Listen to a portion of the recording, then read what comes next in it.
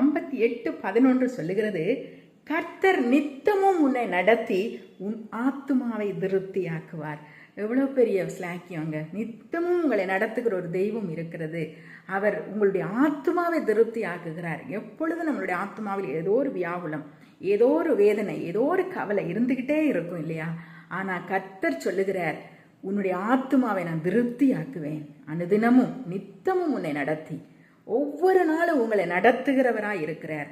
உங்களுக்கு முன்னாடி செல்லுகிறவராய் இருக்கிறார். உங்களுக்கு ஆலோசனை சொல்லுகிறவராய் இருக்கிறார். உங்களை ஆற்றி தேற்றுகிறவராய் இருக்கிறார். உங்களுடைய ஆத்துமா வியாகுலங்களை தீர்க்கிறவராய் இருக்கிறார்.